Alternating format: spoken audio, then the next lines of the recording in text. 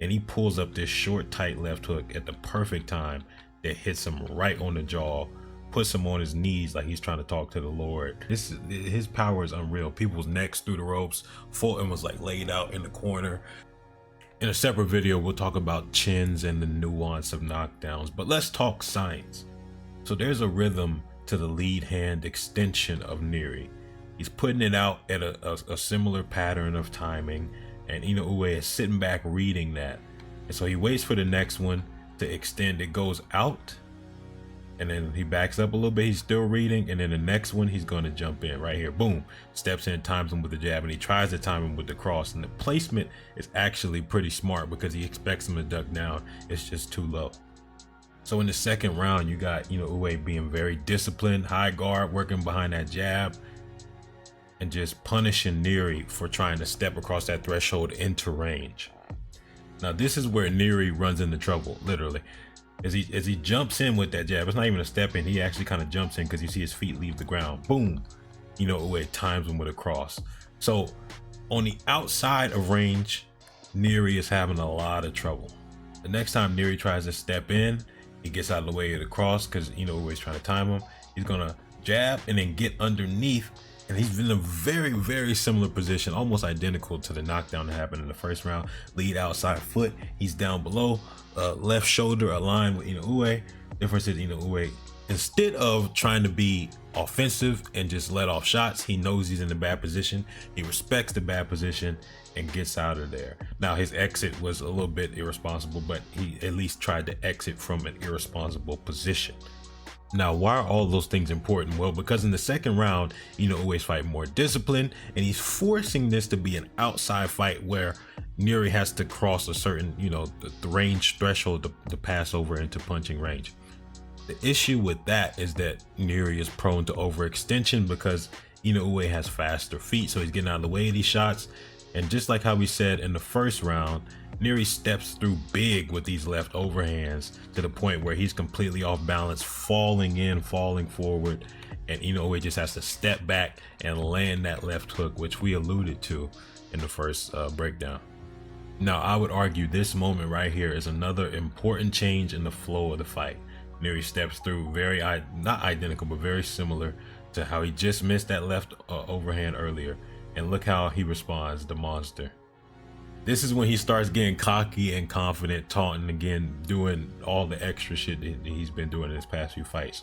This is my conjecture on why he gets so confident after that. I think he begins to realize, oh, he doesn't have much in his bag. So Inoue was trying to read him, trying to see what type of danger he was offering. So that's why he was so cautious, like, okay, let me get my reads, because in the first round, he wasn't trying to read him. He was just like wild and throwing big overhands, just jumping in and out. But after he got dropped, he said, okay, let me sit back and actually box for real. And after he realized that he doesn't have too much to offer, I think that's why he starts getting cocky again. Now, after he got dropped, Nery has struggled to land anything of significance on the monster. And it's because he was so defensively disciplined. And it's kind of weird to see someone be able to flip a switch so well, where they have bad habits and then they just shell up and get really defensively responsible. But then once he gets confident again and he doesn't have respect for Nery's arsenal, you see him hands down in exchanges. He has no respect. And then look at the reflexes, just barely turns away from that shot to get his head inside. So since he's only expecting the left hand, he feels confident enough to just like trade with his hands down because he sees the left coming. He just barely gets out of the way of it, which is crazy that he can go from being irresponsible back to responsible, back to irresponsible. It's like, now in this fifth round, this is a very important moment because there's a lot of talk about him not wanting or liking the inside fight. And defensively, I think he does have some issues because he almost gets hit with that uppercut. He just barely pulls out of the way. But offensively, this man's short, compact punches, great timing, great placement, and we're finna see great power in a second. He's just so dangerous on the inside as well. He gets underneath it. He's, being defensive, trying to, get out of the way of possible shots. And he pulls up this short, tight left hook at the perfect time that hits him right on the jaw, puts him on his knees like he's trying to talk to the Lord. And it's just a different kind of power, even on the inside. Now let's tie it all together. Why did I acknowledge a change in the flow of the fight? Well, because once he got his confidence back, He was confident enough to exchange because he only expected the left hand to be the most dangerous weapon.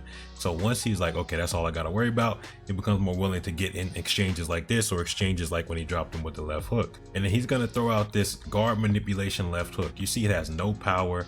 It's just meant to bring the guard out and make Nery duck. And both of those purposes are served, and they line up the uppercut. Now this uppercut hurts him. You can see him kind of like jarred a little bit. Now this right hand, short, compact punches. You don't even turn it over. He blasts them. And if you ever played GTA, when NPCs die, they can like lay out in a certain way. It's just, this man has the type of power that is, he, like, people look like they get assassinated. His power is unreal. People's necks through the ropes. Fulton was like laid out in the corner.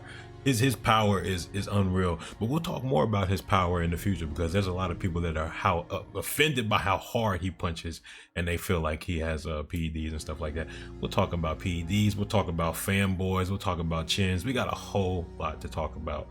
Just not from this fight too, just from Canelo, from Ryan. It's just a whole lot of mess in boxing, and hopefully we'll clean that up over time. We're Fight Science Philosophy. We focus on the real stuff and not the drama, but sometimes you got to address a little bit of the root cause of the drama. A lot of people's hearts are so invested, and they think with their hearts and not their minds. So long story, we'll get there, don't worry. Fight Science Philosophy, I'm out.